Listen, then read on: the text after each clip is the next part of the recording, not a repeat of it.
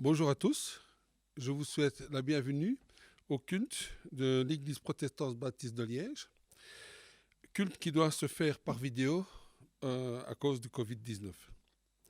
Je vous invite à la prière pour remettre ce culte dans la main du Seigneur. Père, nous voulons encore te remercier parce que nous avons encore cette possibilité encore de faire ces cultes par vidéo pour que nous puissions tous entendre ta parole, que nous puissions tous te louer, que nous puissions tous, Père, être encore unis pour te louer, t'honorer, te glorifier. Et nous te remercions, Père, pour cet amour infini que tu as envers nous. Merci aussi pour ce que Jésus a fait dans sa vie pour nous. Merci parce que si nous avons la vie éternelle, c'est grâce à lui. Et gloire te soit rendue pour tous tes bienfaits. Amen. Le thème aujourd'hui est « Marcher vers le jour du Christ ». Alors, dans la parole, nous voyons qu'il est écrit, dans Matthieu 28, 19, « Allez, faites de toutes les nations des disciples, les baptisant au nom du Père, du Fils et du Saint-Esprit. » Et dans Matthieu 7, 13 à 14, il est dit, « Entrez par la porte étroite, car large est la porte, spacieuse est le chemin qui mène à la perdition. Il y a beaucoup qui entrent par là. Mais étroit est la porte, resserré est le chemin qui mène à la vie. Il y a peu qui le trouvent. » Nous voyons aussi dans Acte 9 l'histoire de Saül sur le chemin de Damas, comme il avait vu le Seigneur et qu'il lui avait parlé. La Bible nous dit souvent comment et où il faut marcher. Mais elle dit aussi que nous ne sommes pas seuls, que Christ marche avec nous et que nous n'avons pas à avoir peur. Chantons sur le chemin.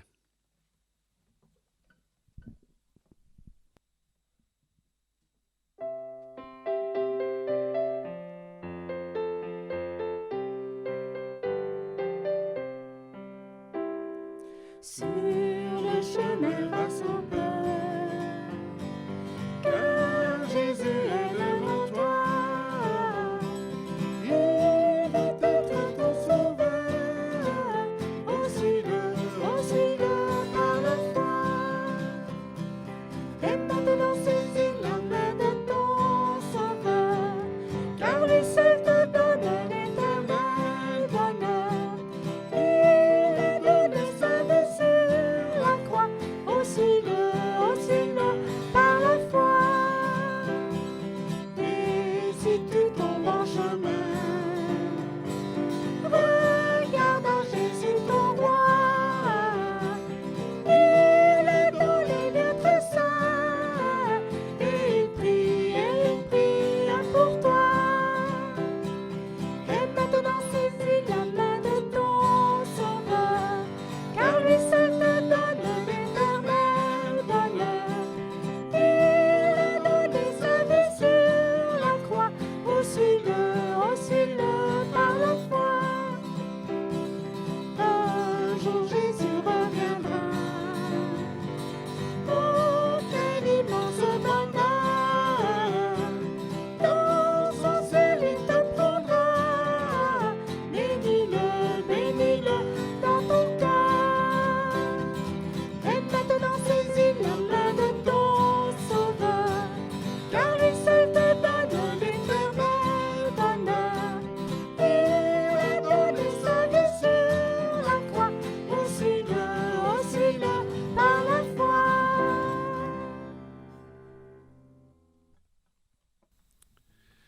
Marcher vers le jour de Christ. Quand et comment doit-on marcher vers le jour de Christ? Est-ce aujourd'hui? Tous les dimanches? Ou le lundi? Ou le matin ou le soir? Ou quand? Et entendre l'appel? Non, marcher vers le jour de Christ, c'est tous les jours, du lever du soleil jusqu'à son coucher. Comment? En louant et en bénissant l'Éternel. Chantons du lever du soleil.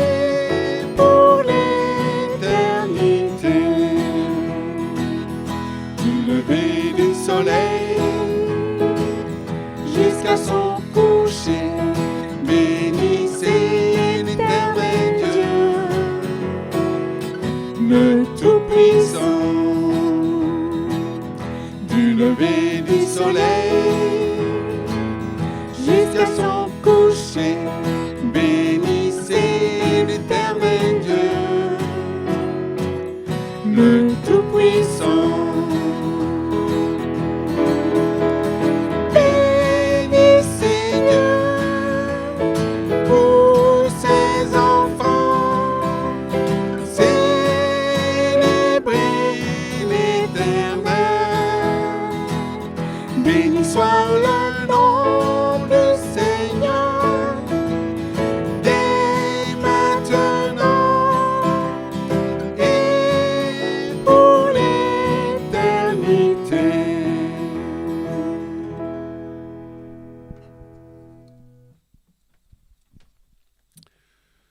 Dans Philippiens 1,6, Paul dit « Je suis persuadé que celui qui a commencé en vous cette bonne œuvre la rendra parfaite pour le jour de Jésus-Christ. » Jésus a commencé cette bonne œuvre en vous, en nous, le jour où nous avons accepté de naître de nouveau.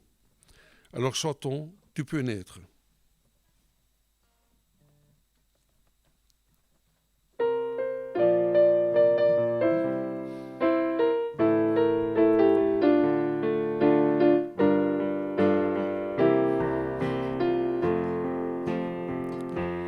Tu peux naître de nouveau, tu peux tout recommencer, balayer ta vie passée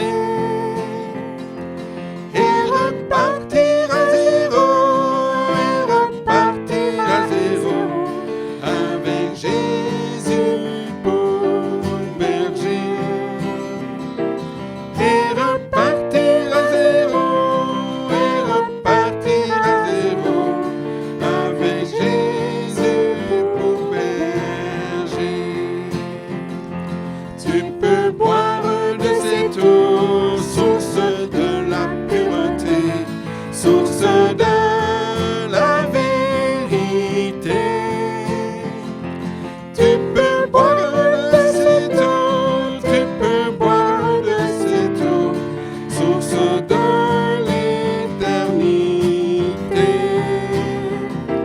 Tu peux boire de cette eau, tu peux boire de cette eau, source de l'éternité.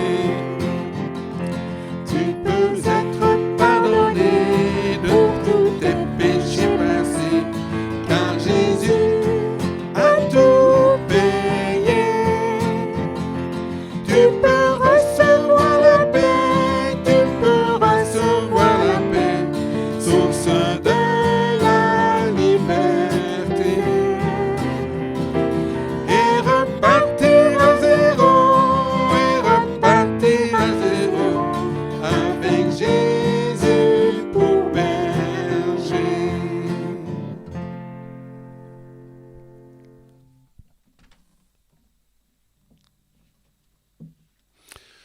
Un peu plus bas, Paul dit dans Philippiens 1, 9 à 10, « Et ce que je demande dans mes prières, c'est que votre amour augmente de plus en plus, en connaissance et en pleine intelligence, pour le discernement des choses les meilleures, afin que vous soyez purs et irréprochables pour le jour de Christ. »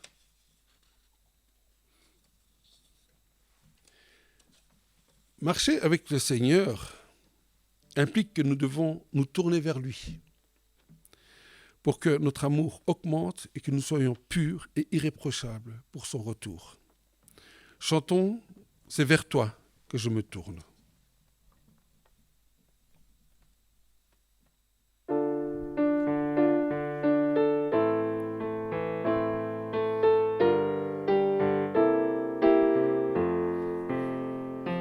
C'est vers toi que je me tourne, je veux marcher dans tes voies.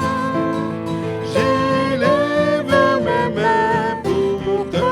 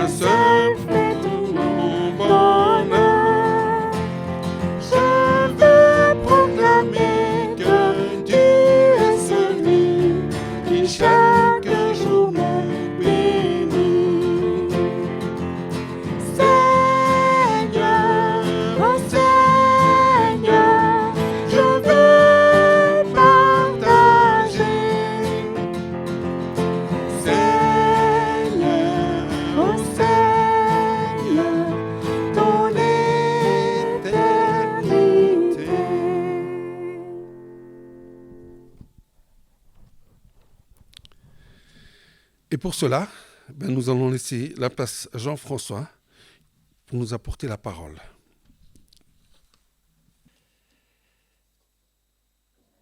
Bonjour à chacun et nous voulons nous mettre à l'écoute de Dieu ce matin. Père éternel, nous voulons te remercier parce que tu nous permets de vivre ce temps les uns avec les autres, unis par ton esprit. Te prions que cet Esprit Saint qui habite dans nos cœurs puisse nous garder attentifs à ta parole, que nos cœurs soient ouverts pour la recevoir et l'appliquer, Seigneur, dans notre vie. C'est au nom de Jésus que nous voulons nous approcher de toi. Amen. On va dans l'Épître aux Romains ce matin au chapitre 15 et nous lirons les versets 4 à 13. Mais rassurez-vous, on ne va pas parler de tous les versets. Or, tout ce qui a été écrit d'avance l'a été pour notre instruction, afin que par la patience et par la consolation que donnent les Écritures, nous possédions l'espérance. Que le Dieu de la persévérance et de la consolation vous donne d'avoir les mêmes sentiments les uns envers les autres selon Jésus-Christ, afin que, tous ensemble, d'une seule bouche, vous glorifiez le Dieu et Père de notre Seigneur Jésus-Christ. Accueillez-vous donc les uns les autres, comme Christ vous a accueillis pour la gloire de Dieu. Je dis en effet que Christ a été serviteur des circoncis pour prouver la véracité de Dieu en confirmant les promesses faites au Père. Tandis que les païens glorifient Dieu à cause de sa miséricorde, selon qu'il est écrit « C'est pourquoi je te louerai parmi les nations et je chanterai à la gloire de ton nom. » Il est dit encore « Nations, réjouissez-vous avec son peuple. » Et encore « Louez le Seigneur, vous toutes les nations, célébrez-le, vous tous les peuples. » Ésaïe dit aussi « Il sortira d'Ésaïe un rejeton qui se lèvera pour régner sur les nations. Et les nations espéreront en lui. » Que le Dieu de l'espérance vous remplisse de toute joie et de toute paix dans la foi, pour que vous abondiez en espérance par la puissance du Saint-Esprit. Il y a quelques jours, alors qu'on était occupé ici dans l'église à travailler dans les locaux, j'étais occupé, comme d'habitude, bien sûr, à chercher des vis, des chevilles, des outils dans des boîtes. Il y a des boîtes un peu partout. Et c'est pas toujours évident de trouver. Et en fouillant à gauche et à droite, pour essayer de trouver ce qu'il me fallait, je me demande pourquoi j'ai gardé des trucs qui, au fait, sont bons à être jetés, tellement ils sont abîmés.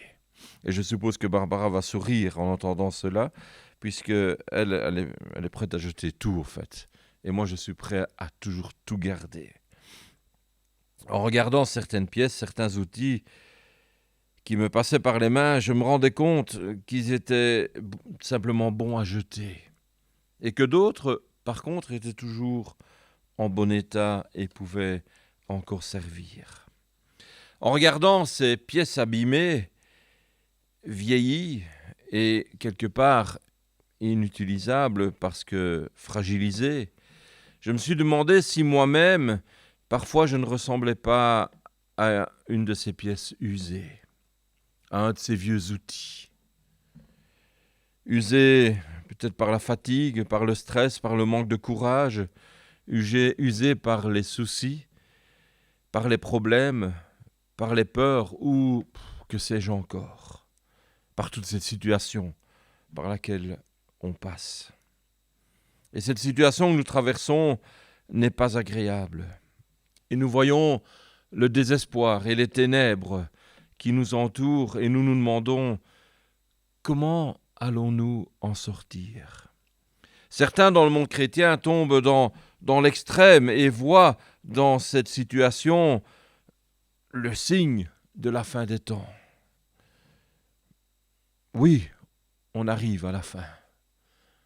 Ce qui est comique dans la parole de Dieu, c'est que nos premiers frères et sœurs disaient déjà la même chose.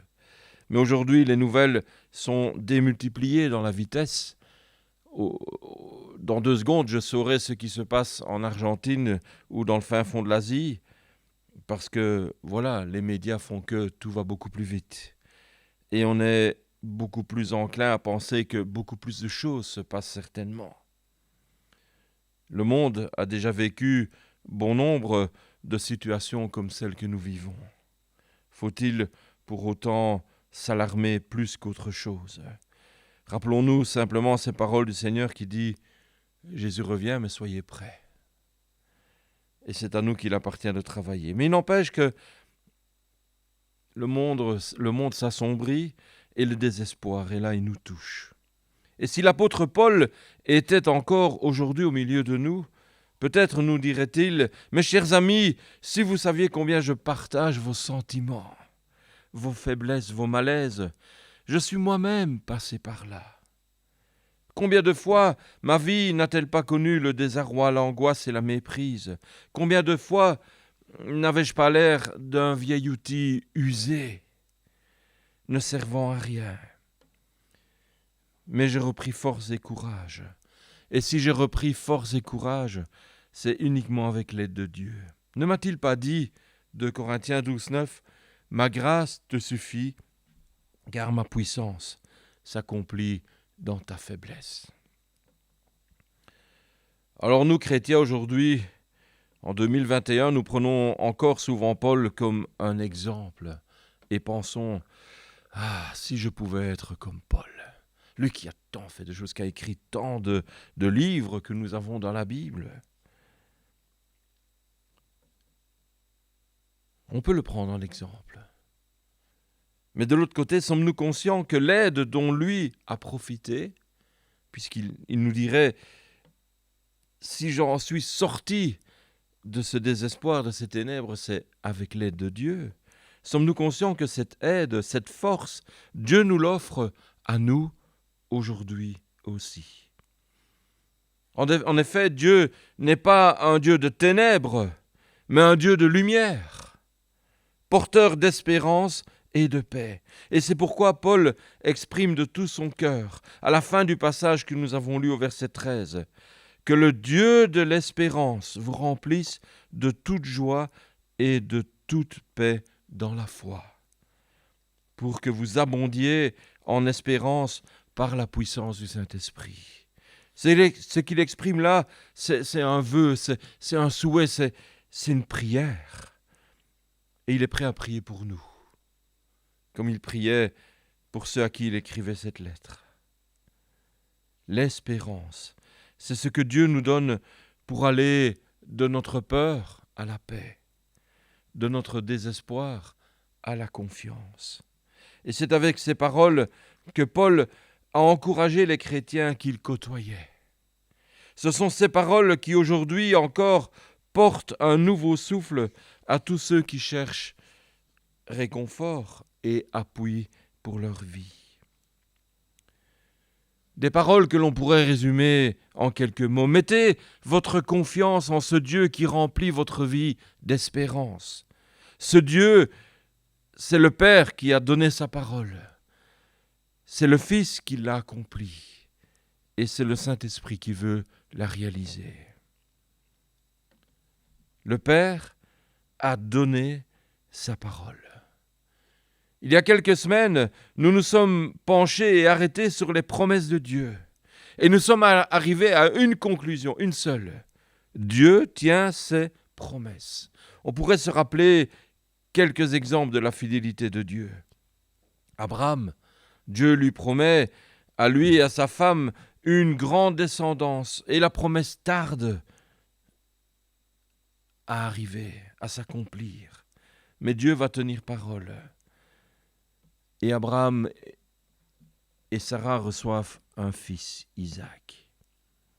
On pourrait citer Jacob qui, avec une ruse incroyable, s'arrache la bénédiction de Dieu. Et pourtant, Dieu ne délaisse pas cet imposteur. Il a permis à Jacob, tout à la fin de sa vie, de transmettre sa bénédiction à ses fils avant sa mort. On pourrait aussi prendre le cas de David, pauvre petit berger, à qui Dieu donna le pouvoir de roi. quelques exemples tirés de l'Ancien Testament qui racontent comment Dieu a conduit son peuple.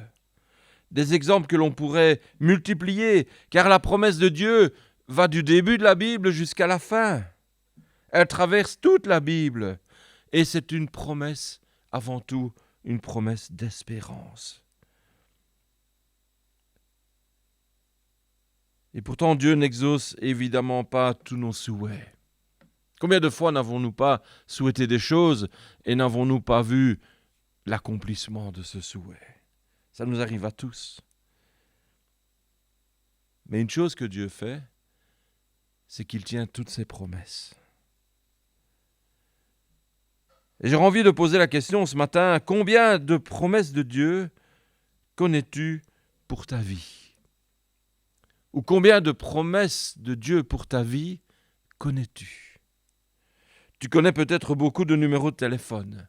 Tu connais peut-être beaucoup de noms de groupes musicaux, d'acteurs, de sportifs, de vedettes. Tu es peut-être un monsieur, une madame people qui connaît plein de trucs. Tu as emmagasiné ces choses. Mais combien de promesses de Dieu qui te sont adressées connais-tu? Dieu déclare ce qu'il va accomplir pour toi. Dieu déclare ce qu'il va accomplir pour moi. Alors pouvons-nous nous permettre, nous, chrétiens aujourd'hui, enfants de Dieu, d'ignorer ces promesses que Dieu nous donne directement?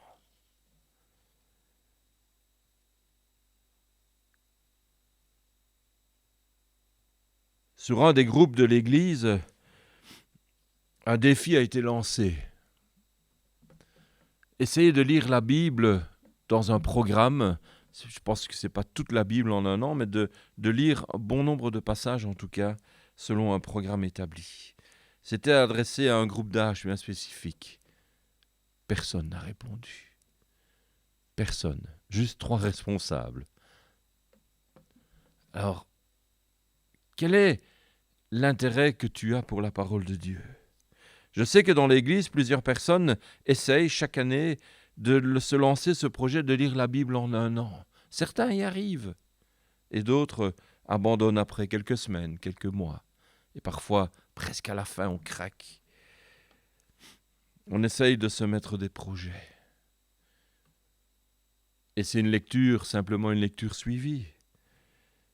Pourtant, le roman que l'on a commencé, on va le terminer. Parce qu'on a envie de connaître la fin de l'intrigue, la fin de l'histoire. Et ce que Dieu nous laisse dans sa parole, c'est l'occasion de pouvoir découvrir les promesses qu'il nous fait. N'ont-elles pas plus d'importance que le bouquin que l'on lit le soir avant de s'endormir, ou l'après-midi pendant sa sieste, où on est juste dans son fauteuil en train de se reposer avec un livre? Combien de temps allons-nous prendre pour découvrir ces promesses de Dieu pour nous? Parce qu'il a donné sa parole qui est utile pour nous enseigner, pour nous édifier, s'il le faut pour nous reprendre et nous corriger, mais qui est utile pour notre vie ici-bas. Et il y eut un jour où sa parole est venue habiter parmi nous. La promesse de Dieu s'est accomplie en Jésus-Christ. Et à partir du moment où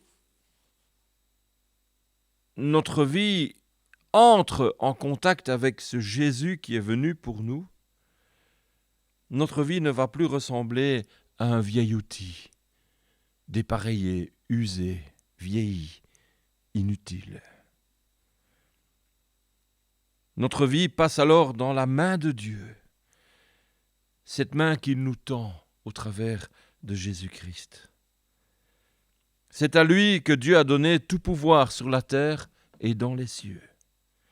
C'est en lui que nous pouvons fonder toute notre espérance, car lui, Jésus, est le maître de notre présent et de notre avenir. Trop souvent, nous essayons par tous les moyens de nous sortir nous-mêmes de tant de problèmes, de tant de misère, et nous sommes déçus de ne pas y arriver.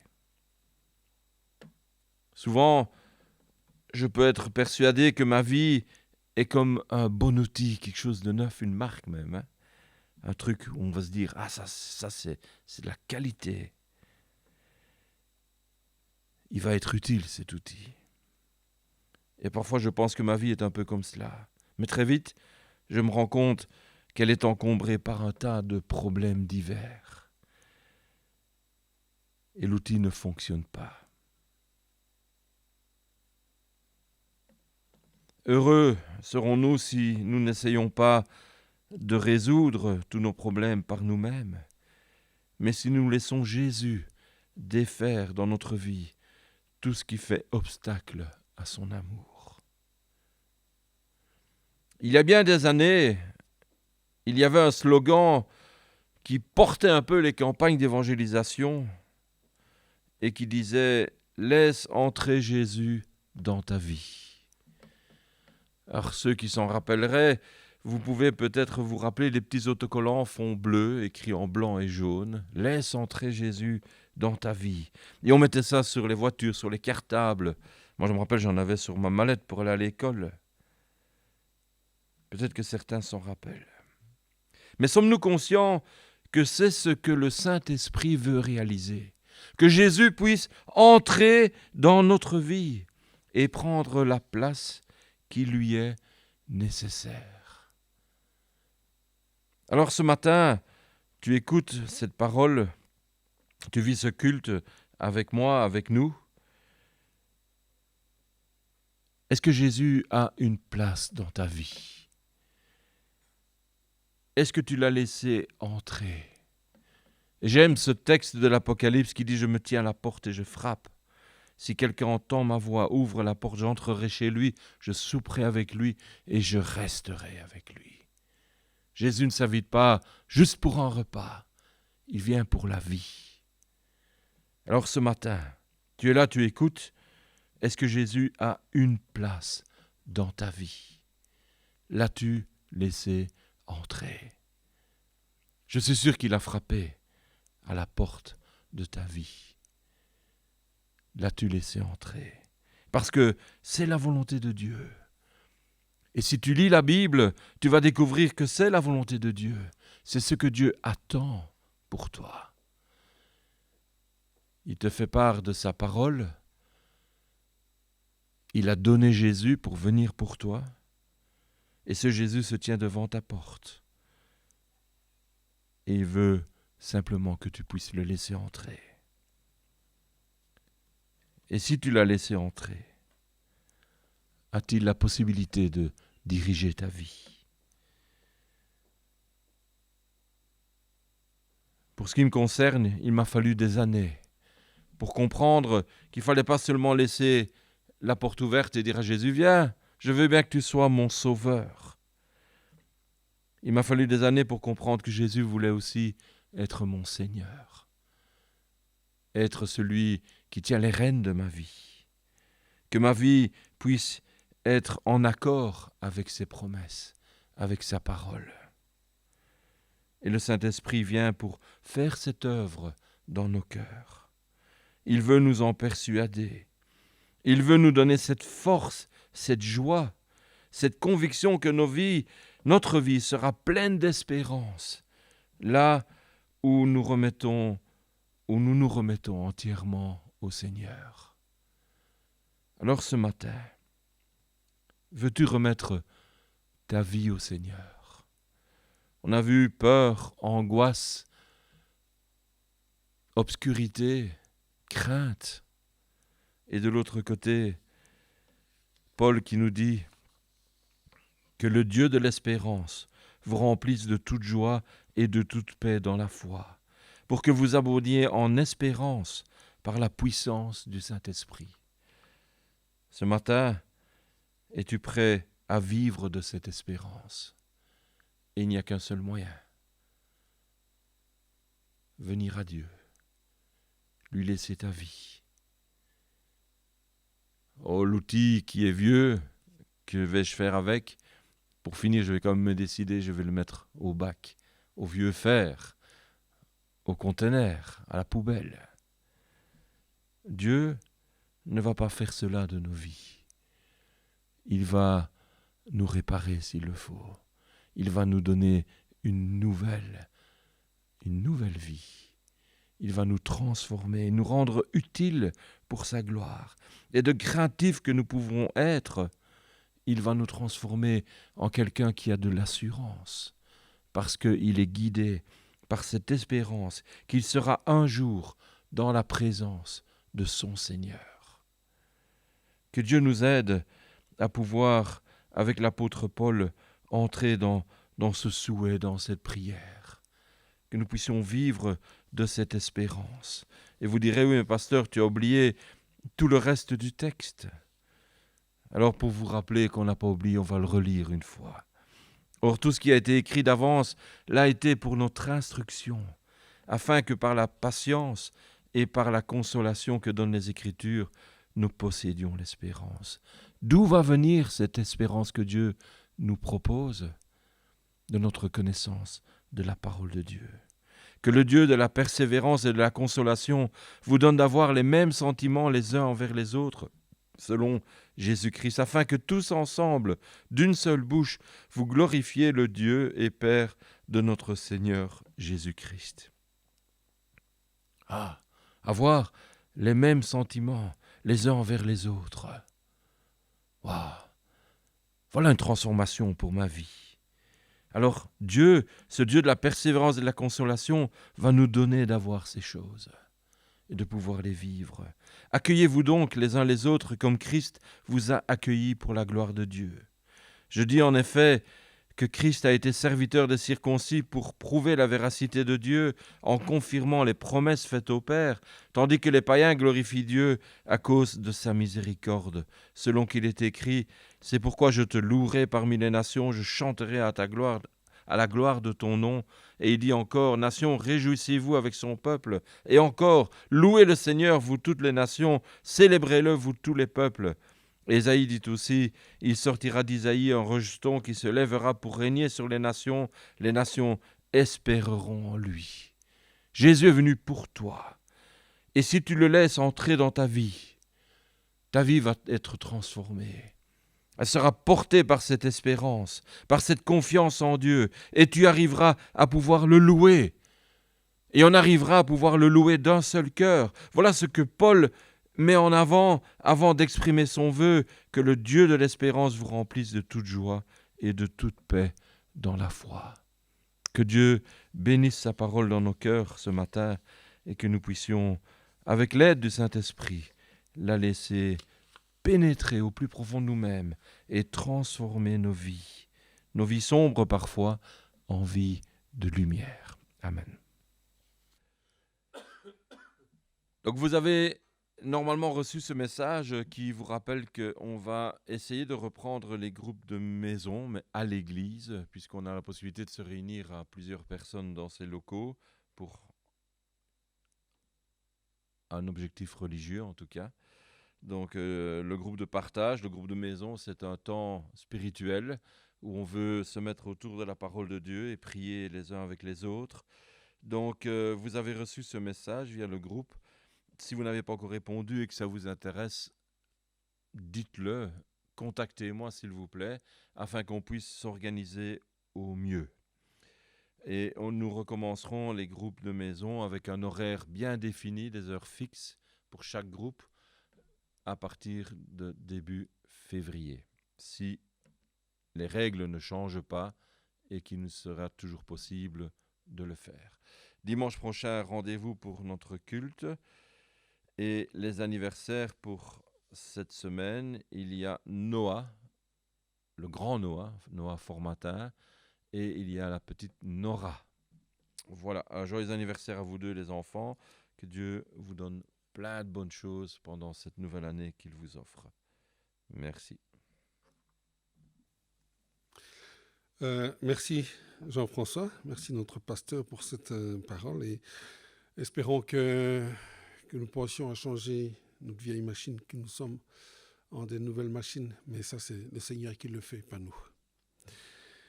Et pour marcher vers le jour de Christ, nous avons besoin les uns des autres pour nous soutenir, nous fortifier, nous encourager, car la route est pleine d'embûches. C'est pour cela que nous devons nous réunir tous ensemble au nom du Seigneur Jésus-Christ. Alors chantons « Réunis en ton nom ».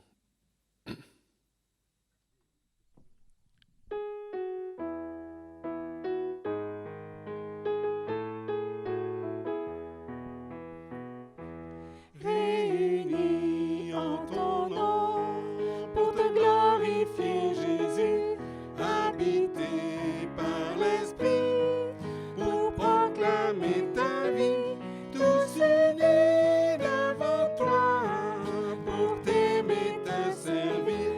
Oh Jésus, apprends-nous à marcher avec toi. Oh Jésus, apprends-nous à marcher par la foi.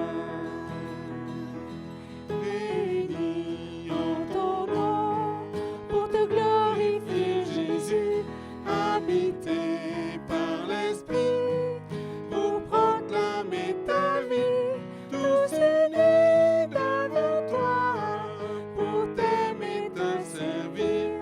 Oh Jésus, apprends-nous à marcher avec toi. Oh Jésus, apprends-nous à marcher par la foi.